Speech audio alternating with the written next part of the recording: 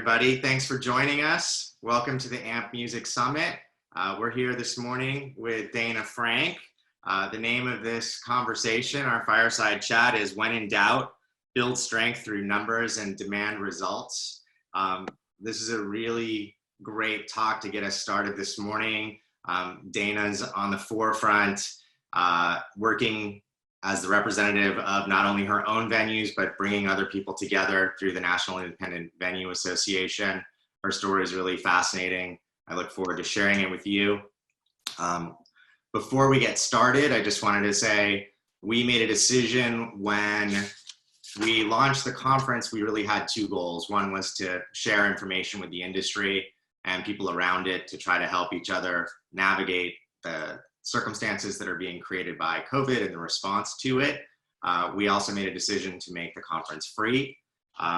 If you check on the website, we've identified a couple of nonprofits that we like, and they're doing great work.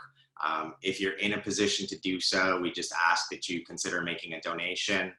It's just going directly to the organizations. It's not through us.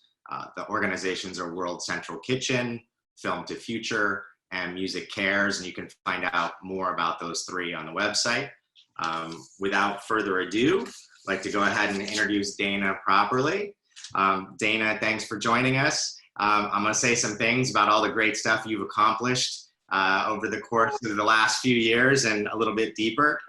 Dayna is the president and CEO of First Avenue Productions, Minneapolis's leading independently owned and operated concert venues, and also a promoter. In addition to First Ave, she's expanded the business to include several other theaters.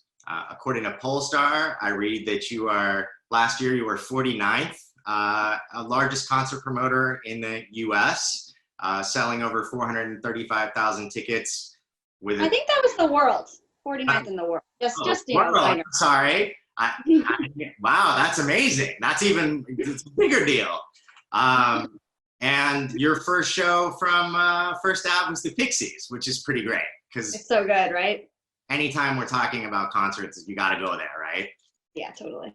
Mine was the Beach Boys on the 4th of July on the Washington Monument when Reagan was president. So there were like 700,000 people in the audience for that show. That's so good too. That's awesome. I think it pretty much determined the course of my career.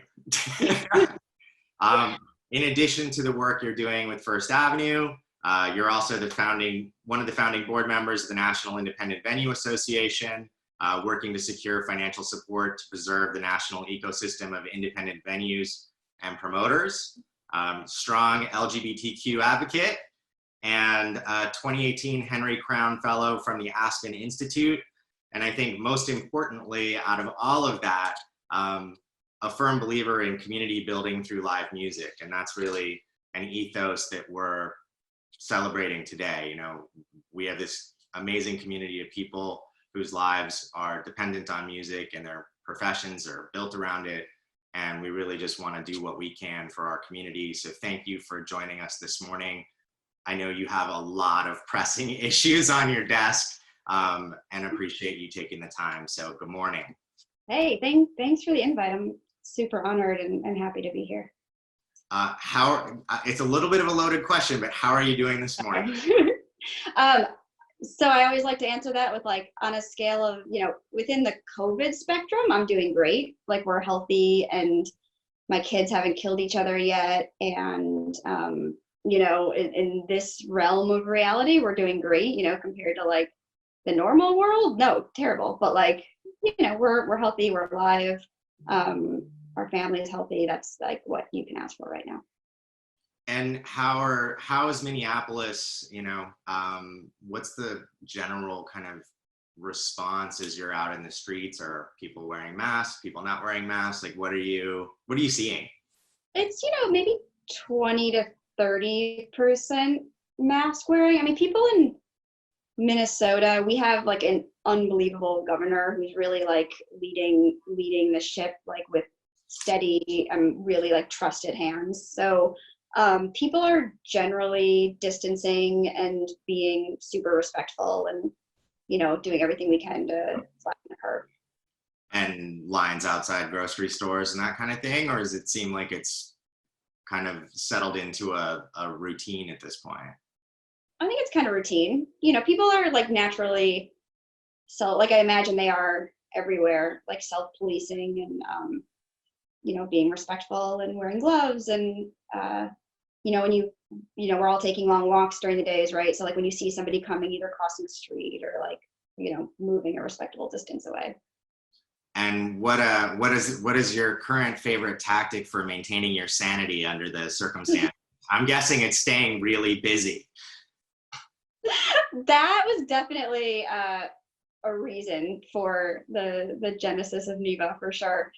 That like desperate fear of being like slow, you know, because that's just nothing we're ever used to. Being independent promoters, it's usually, you know, we at First Ave we do like 1,200 shows a year.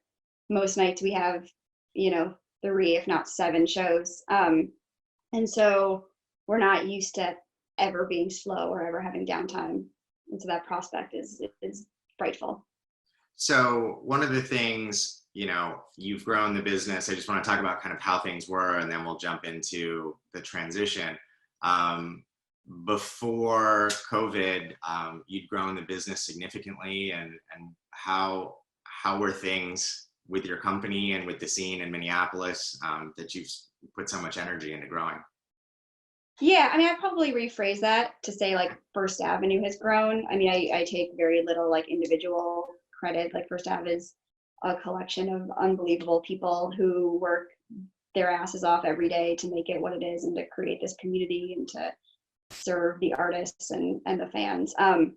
So, you know, First Avenue has grown because I like to say like running a rock club is really fucking hard. It's low margins, a high liability, high stress. And so sometimes people think they want to do it, or it just, you know, it's not sustainable for a gross amount of people. So we've had amazing opportunities where, you know, effectively without any kind of like strategic plan or like, you know, targeted acquisition strategy, we have come into, you know, we have 5 venues, a couple restaurants.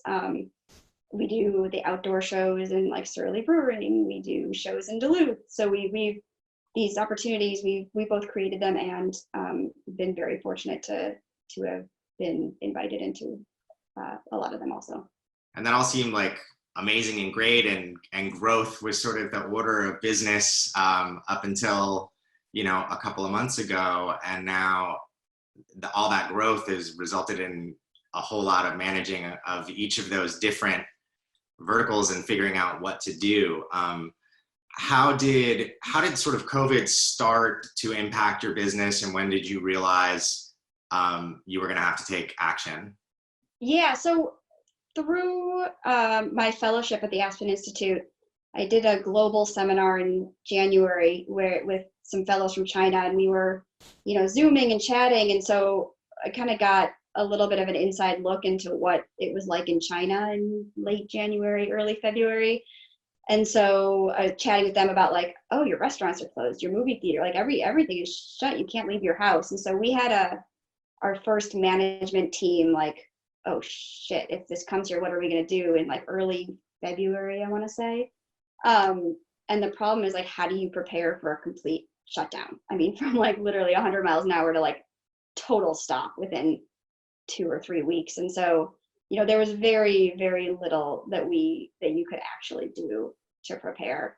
But we did start, I mean, you know, putting up the CDC warnings, making sure our employees were staying home if they felt sick, making sure everybody, you know, knew they could work from home if able to. Like in a retail or like a storefront business, you know, it's just not able, like some people you can't run a show from your house, but like, you know, if people were ill, like please take sick and safe time, like you have paid leave, like do everything you can to stop the spread. And so we started those measures in like very early February, and just sort of keeping our eyes out and watching our cash and, you know, doing whatever little things you can do. But again, this is a global public health crisis. There's only so much a little business in Minneapolis can do, you know.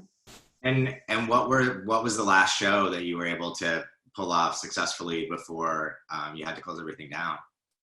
We had Chelsea Cutler in the main room, March 12th. We had behind me is the Fine Line. That's our 650 cap room. We had of Montreal on March 11th. This picture is from that show, I think. We had a band loaded in on Friday the 13th, and we pulled it as it was becoming clear. I can't remember if like the governor had given the mandate yet or not, but we just it was clear that we couldn't safely or in good conscience kind of put on the show that night. And was there a feeling at either of those shows? Was there a sense that this is kind of it and like this might be the last one for like how did you feel? Yeah. I mean, in no world were we thinking it was going to last like 18 months. I mean, no, I don't think anyone in the industry was contemplating like a complete shutdown for years. I mean, that's like, it's hard to like really comprehend. We as a management team, we were like doing our, calendar checklist, like, okay, if we're not open on April 1st, here's what we'll do. If we're not open on May 1st, here's what we'll do. Right. And it was like, well, July, of course we're gonna July, of course, like, we'll make it through this. So that happened on like March 14th. And then by Monday, the 16th, it was like all of our plans were out the window. It's like, okay, emergency measures right now. Right. And it sounds like that turned into, I'm going to do the Jon Stewart thing now or whatever. It's fun. I'm used to doing these on a stage with production. So it's welcome to COVID 2020. Welcome to this, and thanks for everyone watching for tolerating our lo-fi experience here. Like everybody else, we're learning as we go, but we just wanted to share the information. So as you kind of threw out all of those plans, you got this idea and worked with some folks to launch the National Independent Venue Association. How did you switch from I've got this checklist for kind of caring about my own business and my staff and my community to broadening your horizon and going, oh wow, like this is something I need to do? Yeah, there were a few. I was really watching closely what the restaurants were doing, the Independent Restaurant Coalition, and it was like so fucking impressive. I mean, it was really like watching them jump into action and form this coalition.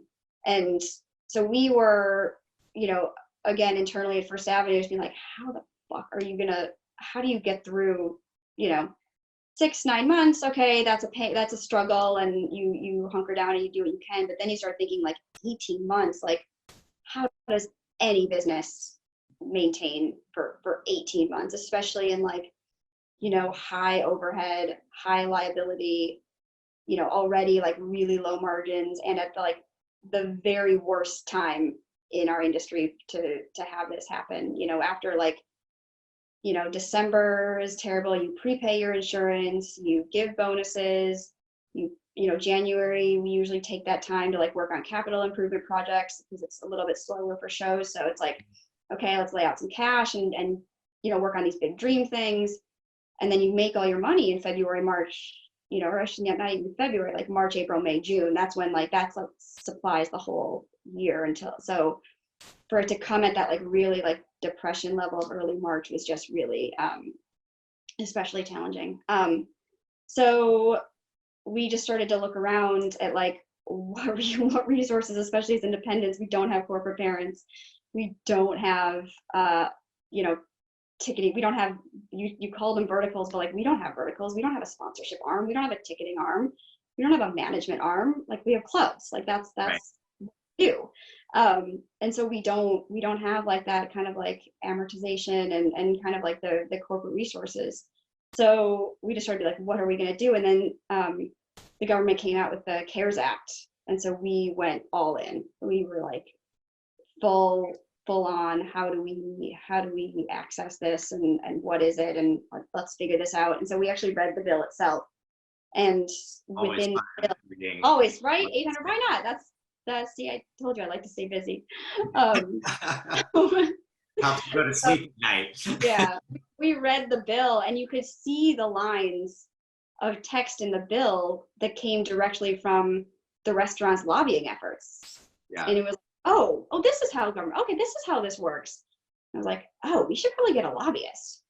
But then you're like a little club in Minneapolis, like, how are we gonna, what? Like that, how did that even work? And so we just started to ask around, like, do you have a lobbyist? Some of the other, like, bigger guys in the industry, like, do you have one? And like, no one had a federal lobbyist. And so just started to talk to Moose at IVW, and just the unbelievable town halls that he was hosting, and the conversations that were coming out of there. And the IVW stands for? Sorry, Independent Venue Week, sorry. Right. Yeah, and so out of those calls, there was a group of folks that were talking about, we need an organization, like this should happen. And so it all just kind of came together really quickly, like within 3 days. And now, where's membership at in terms of the independent venues? And it's across the US, right? Yeah, it's in all 50 states, DC. And roughly where are you at? Sorry? Roughly 1,300 members, which is pretty amazing. And everyone from, the big guys that you like would have heard of, to the honky tonks, and the smaller clubs or whatever in Texas and Wyoming, Montana. It's been pretty universal. And at this point, venues it's just sort of an opt-in scenario, right? If people are interested, they can join the community and be represented and supported by the organization, right? Yeah, no dues. We were really firm about that. You can't ask people who are hurting for money. It's not right. And so no dues. So fortunate. At the same time that these conversations were happening at the Independent Venue Week town halls, and the kind of lobbying effort became a little bit more pressing, we also started talking to C Tickets and Light, who were the first to jump in with this, like, recognition that independent venues and the independent music ecosystem was especially at risk at this moment, and just really wanted to help and wanted to do something to support us. And right. So they jumped on it.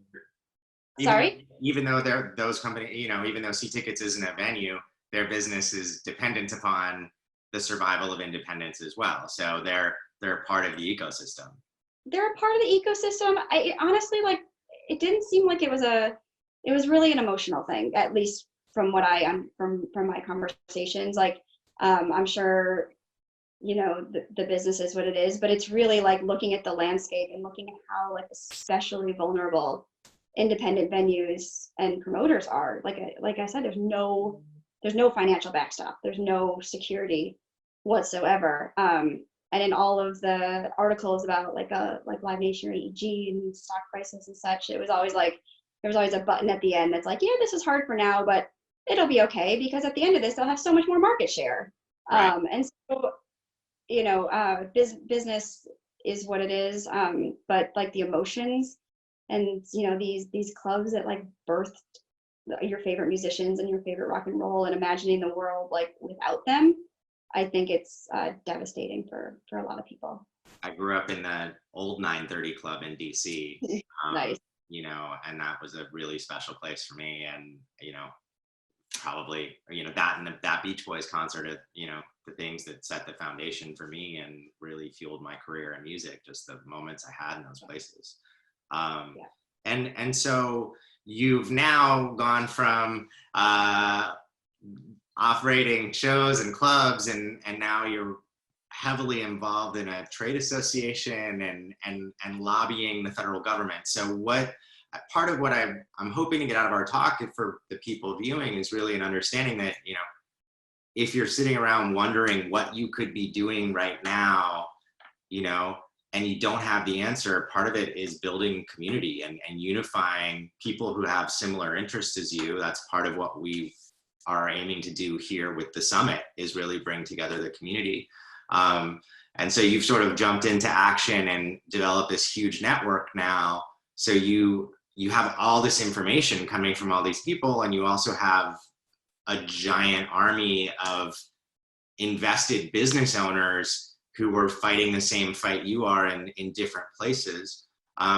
What's the experience and conversation around lobbying, and how did you pick your lobbyist, and what's happening there? Because it's a foreign world until you're faced with something really, I want to say desperate, but like nobody wakes up in the morning and says, I want to hire a lobbyist to do this. It's like you're in a situation where you need something so badly, you've got to go like, hey, federal government, like, look at me, like, we need your attention here, right? I can honestly say I would rather be doing anything else in the entire world.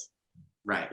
It's not at all like how anyone would choose to spend their time. I mean, as we're not used to asking for anything. We're used to like giving, right? You give artists a stage, you give concert goers this magical experience, you give nonprofits a place to hold their benefits, you give tickets to silent auctions, you give people guest list spots. Like that's kind of what our role is. And so to have to stand up there and say like, oh wait, I need something it does not come naturally. And it is not like the most comfortable position to be in. And you can't see me, I'm like playing with my pen. It just makes me like so uncomfortable even like talking about it. But this existential crisis and the survival of this world that we love so much is at stake. So that's what we have to do. And what is the call to action right now for members, and what are the things that if you could invite the people watching and around them, what is it that members are doing specifically? I saw there was a way to send some communications to your representatives. Please, saveourstages.com. There's like a super easy take action. You put in like your name and address and it sends an email directly to your reps. Where we're at is we're fighting for inclusion into the next stimulus bill to help our reps understand that our industry is especially distressed, but also like especially important and worthy of resources and worthy of savings. So saveourstages.com, and you can send it right there. I mean, go to your favorite venue. Everybody, right? That's everybody. That's not limited to people who own independent venues, right? No. That's the public cry. We've had, I think, almost 150,000 emails sent already since yesterday. So but trying to get to 1 million. That's the goal. We can send 1 million emails to representatives. I think hopefully our message will start to get heard. What are you asking your member constituents to do in terms of what they can do to make a difference? So posting on their socials, sending dedicated email blasts. We're starting like artist outreach, getting the word out again that like we're distressed. We are asking for federal support in the next stimulus package, and that we need all the help we can get. And are you also engaging outside of the organization or within it? Are you engaging in anything like that on a state level? Yeah. So the cool thing about NEVA is that we have people like representatives from all 50 states who are all talking to each other about, what are your asks for your city councils from the state governments? How are you finding support? How are you like pitching yourself to the philanthropic foundations? As a national organization, that's not our role. And about what we can do is like connect people and make sure that all of our members have access to all the resources and all the knowledge that they can in order to be more effective in their asks. Right. So you all are sharing your success stories internally in that community, right? Yeah, but I mean, what's even also powerful is we're sharing our failures too. Yeah. Because like I think that's been part of the reason that people have found, come to NEVA and found it so meaningful is because like, as an independent, you're alone, you're used to fighting all the time. Like that's basically our job is to like fight every minute of every day. And so it becomes like a really lonely world in which your family and your whole support network is your staff. And then you're in the position of having to lay off your entire staff. And it's literally, it's just so, and then you're quarantined on top of that. So you're so isolated. And so, I've been talking to club owners and promoters from across the country, all day, who are just like, okay, what are you doing? Are you getting, some relief from your insurance? Are you getting some, early payments? Are you whatever? And so just also like being able to share what isn't going well has been a real community building moment also. And I had covered some of this. You mentioned insurance, and I had looked at it in the festival space, and a lot of organizations and events are insured, and some do carry cancellation insurance. But one of the interesting things was that, for infectious disease coverage, that was an additional, not only do you have to have cancellation insurance, but you also have to have that insurance on top of it, which was an additional, I think, a significant amount of money in addition. And then that stopped being available in January. Yeah. The other thing I would say, I'm not sure if people watching have venues or have business interruption insurance, file a claim. Don't listen to the press that the insurance industry is out there spinning that it's hopeless, that you have a virus exclusion, no coverage for you. There are people working on this idea of covering business interruption insurance. So, we've filed a claim, and I think there are powerful, just to say it's just a good thing for everybody to be doing right now. And I just want to say to the people watching, if you want to submit any questions, we've got a little bit of time left, and if you send them, James is moderating for us or hosting for us, and kind of keeping an eye on that. And if you get something and can get it to me in time, we're happy to take some questions. In the meantime, we'll just keep chatting. So, I think the other thing with insurance, right, is like any other kind of insurance, and probably even more so because the stakes are higher, the typical first answer from the insurance company is always, no, you're not covered, right? And then it's like, okay, now, well, that's your starting position, and my starting position is you're absolutely wrong, and we are covered. And now let's get into this, and hopefully you can find a place where you meet in the middle without litigation. But the stakes are so high for so many businesses right now. It's just a matter of time. We're seeing all of the class action, lawsuits around refunds and stuff like that. And so it's like, okay, well, what can I do now to try to avoid that result? And how do we make it work with the resources we have? And hopefully the insurance companies are going to be supportive. I've got a question that looks pretty good. Is there any ask of metro and city governments to support local venues? Is Minneapolis doing anything? And that's from Clint, who's watching. Yeah, Minneapolis is, again, I can't say enough awesome things about our mayor and our reps and our governor. Everybody is, it's unprecedented for everybody, including, city and local governments.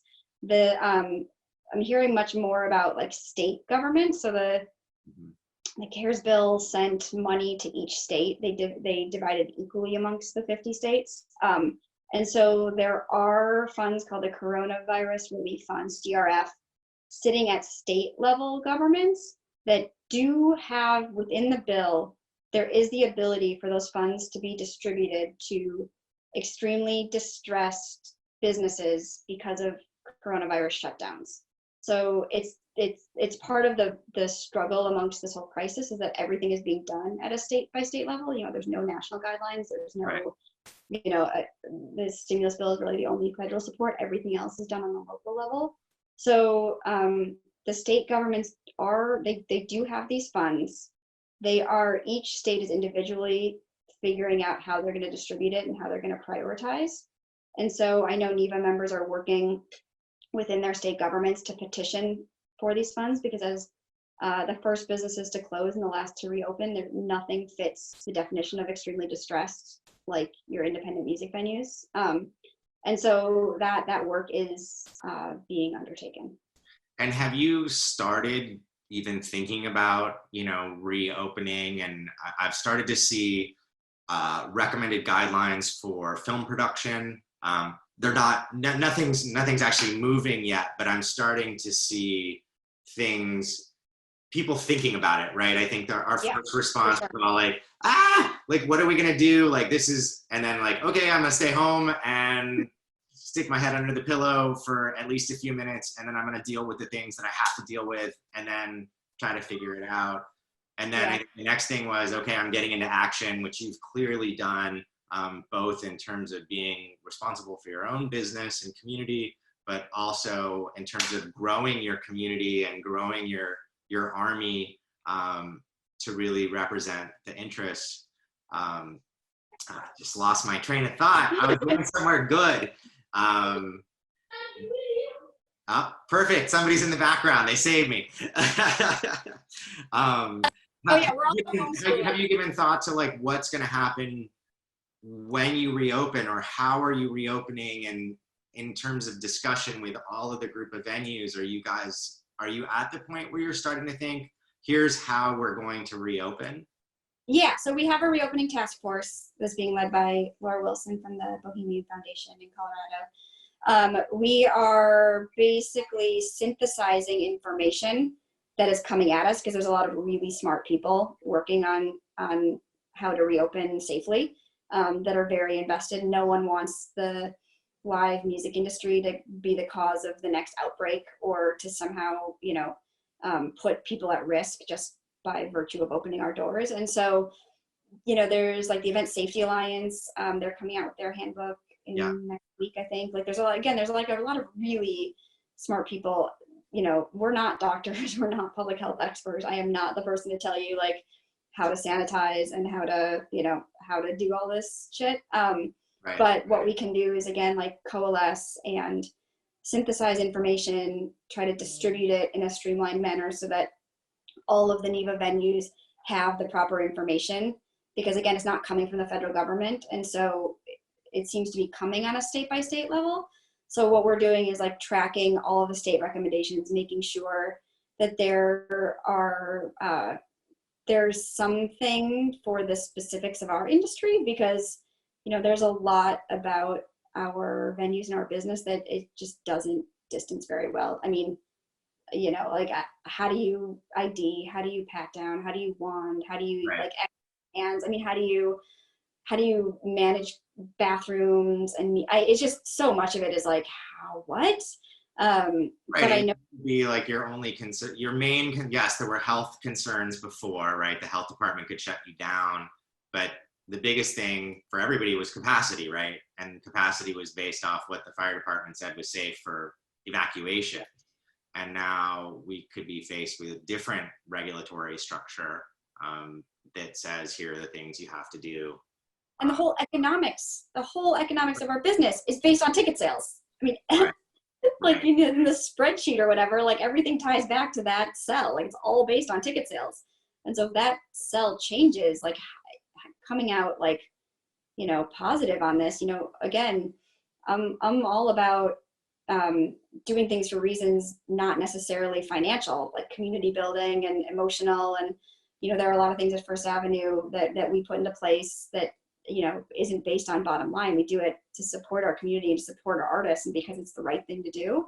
Yeah. But now is not the time where we can take a loss or put out financial resources for like a feel-good event. So it's, there's a lot of very complicated balancing acts going on.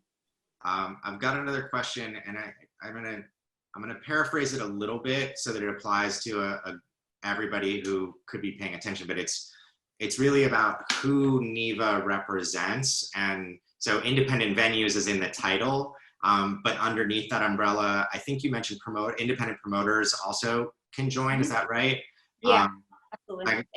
The question's coming from somebody who provides and coordinates stage crew and rigging, and they were wondering if that would be included in the representation and they could join too.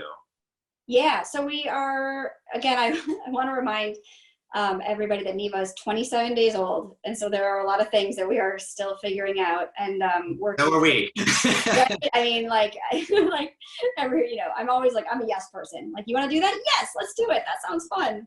So when it's like, you want to join NEVA? Yes, that sounds awesome. Let's figure it out. And so we're working on like affiliate programs uh, for members of our independent live music ecosystem, not necessarily venues and promoters, but ways that we can all work together and collaborate and make our industry stronger and come out of this better than ever.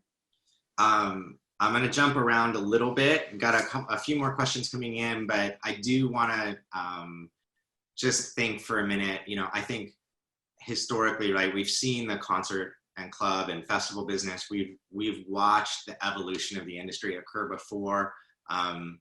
Certainly around acts of terrorism and other acts of gun violence around different music. Like basically we've done a lot of this before in other circumstances, right? I mean, we've changed the way we operate to have safe operations as new things come to light. And I think, one of the interesting things about health is, we've tolerated various types of illness. We've just accepted it as a course of things. And if somebody was sick, they could go out, and it was kind of on their own prerogative. And I think, it'll be a combination of some self-policing as well as some external regulations. We've actually got a panel later today that's going to talk about opting in for the greater good and some of the privacy considerations around, app-based health reporting. I personally am a guy who really is concerned about privacy. So, do I want an app that is with Apple and Amazon that says, or with Google that says, here's my health status, and carrying that around and sharing that with people? There's a whole lot of things we're going to have to figure out. But the fun one is, and I want to know if you've gotten there, and if you haven't, let's do it right now, is like, what's the first show you want to do when you reopen? Any show. I'll go to anywhere. All of them at once, at the same time. I'm gonna drink all the tequila and all the festivals. All the One of the questions that came in is, talking about what artists are willing to accept. We saw a lot of artists cancel tours and make decisions that were not driven by government. They were like, what, my show isn't until July or August, but I just don't feel comfortable, so I'm going to pull it. Have you had any discussions with artists about what they're thinking, or has your focus entirely been the other direction? No, I mean, it's so individual, right? I mean, I don't know if you can generalize like what all artists are saying. Some are moving, they're just pushing their whole tour to 2021. Some are saying, oh, I'm going to do residencies. I'm going to do regional tours. I'm going to still keep my September date and hope for so I don't think there's any like uniformity of thought. I think, again, this is such an unprecedented crisis. I think everybody is just trying to make it work how they can. And I think one of the interesting things, I mean, you touched on the fact that it's really state by state response here, and limited input from the federal government about what you should or shouldn't be doing. I think one of the, I'm going to say, upsides of it, or at least one of the things that may take us to a viable set of workable solutions, is the fact that, and I'm just going to call them petri dishes, for lack of a better way to describe it, right? But states like Florida and Texas, they're leaning towards opening their business lives again more quickly. And I think we'll see what the result of those experiments are. And certainly, if things go well in those states, it helps everybody, because we can look at it and go, oh, here's the price we're paying. People are getting sick, people aren't getting sick, and use that information and share it. And I think what's so valuable about what you've put together with NEVA is you're going to be able to get all of that information. I mean, it's a model that music agencies have had forever, right? They've had all the data all over the country, all over the world, for what's happening in clubs and concert halls, and now you've created this entity that will have the same. So your members in states that reopen early, and the results of what happens, you'll all be able to share and go, okay, this best practice that we thought was going to work now needs tweaking. Yep. Yeah, exactly. And we have, we're talking to, people like the Event Safety Alliance and the Revs and the people really like strategizing about this. And we have a way of distributing the information. And we have a resource for some, all the clubs from the smallest ones to the biggest, to be able to say like, oh, I need a touchless point of sale system. What have you guys done in your research? What do you think? So it's not like, 1,300 people on their own trying to figure out what the best system is. There'll be some just like streamlined, kind of vetted information. And then, but the power of being independent is that everyone gets to make their own decision, right? Is anybody saying, are there any members who've said we're reopening on this date and they've already committed to opening their doors? Or are we not there yet? Are any of the member venues, has anybody, in a state? Like I said, September 1st, we're opening, regardless of what anyone says? Well, I think in some of the states where they're leaning towards opening businesses sooner, right? Yeah, certainly. Any of the conversations within NEVA, if any venue is actually at the point where they're like, yeah, we're opening on May 15th. Certainly some members are, they really want to open. They need it for their business. They don't know how they're going to make it through this. We don't have any, federal commitments or any financial support, and they want to open. And so, again, that's a decision that like every business is going to have to make for their business and for their family and within their state guidelines. And, definitely NEVA's not saying like, no, we're in solidarity, no one's opening until there's a vaccine. No way. We're independent. We're united in our independence. And so what we as an organization, really need to do is say like, okay, you need to open, you need this cash flow. This is important to you. Here's how we can help you do that safely so that we don't cause an outbreak. And are you, in terms of First Avenue, where are you in the process, according to the state guidelines? Are you, within every state, concert venues are phase 3 or 4. We're at the very end. We were the first to close. We're gonna be the last to open. So so going back to your checklist, now that you've put together the National Lobbying Organization and Information Network, is it back on your checklist yet? To reopen? To reopen potentially on X date? Any date I gave you would be like completely obsolete by tomorrow morning. So no, we're not like, putting an X on a calendar and kind of working backwards. We're in communications with our government and with the health experts and, with the guidelines. And we're gonna, when it's safe to reopen, we'll do so. Sounds like sorry, there's no answers. It's the worst, right? It's like, yeah, but I think, it is what it is. I think we all are in the position of, no one knows anything. We're doing the best we can to figure it out. And one of the reasons I was so excited to, when you said, yes, you would have a conversation with me this morning, is because even though we all don't know, I think there are strategic things that we can each do. We can make a difference. We can step up and participate in the community. You can become a leader. And if you're not a leader, you can invite a few other people to get together, and you can make things happen. That's the story of this conference. Two of my friends, we just said, what can we do? And this was our answer. And, maybe we'll do it again. Maybe we won't. We'll see how it goes and what the results are. But, what you've accomplished in a month, 2 months, month and a half, 27 days, right?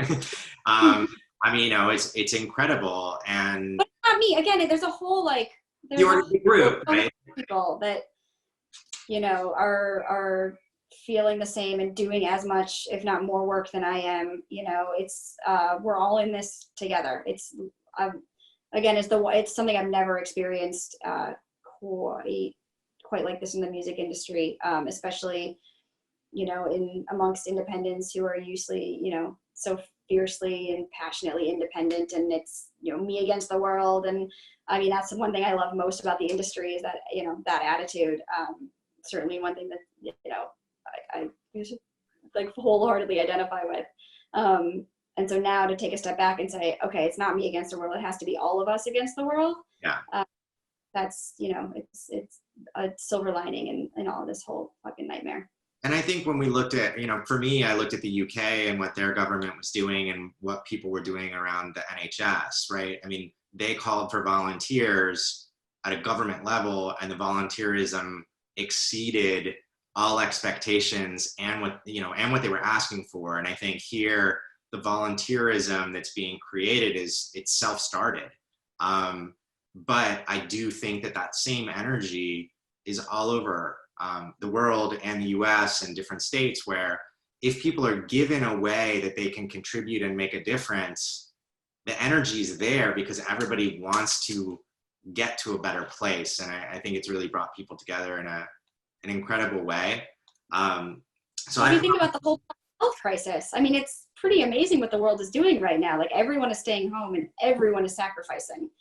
You know, maybe like there's a couple people doing well out of this, but like everybody is hurting and suffering, and we're doing it so that we protect the health of like the most vulnerable citizens. It's like a, you know, again, if it wasn't such a nightmare, it'd be a really beautiful moment in history that we're all working together, like, you know, to save these lives. And like, this is what we have to sacrifice in order to do it. And it's who we are, and like our humanity is coming out. And, you know, I can't wait till it's over, but, again, if it wasn't such a nightmare, I could see a lot of beauty in this moment too. Yeah, I think that the two are coexisting. And I want to be respectful of your time. I know you have some other obligations. I wanted to thank you again for participating this morning. And for those of you who joined us a little late, the registration was free. So if you are in a position to do so, just would love for you to consider taking a look at our website, ampmusicsummit.com. We've identified a couple of nonprofits, and they're doing some really great work. If you're in a position to support them, and on top of those nonprofits, go to your favorite venue, buy a t-shirt, submit to their GoFundMe. It means, even if it's $1, it's as much about like the community support and like acknowledging that, you know, these places are important and you care about them and you want them to come back to life, as it is about the actual financial resources. Definitely. And thank you so much for your time. Thank you. Good luck with the conversation with the federal government. Really appreciate it, and have a great day. Thank you. SaveOurStages.com. 60 seconds. Click 2 buttons. Thank you. Perfect.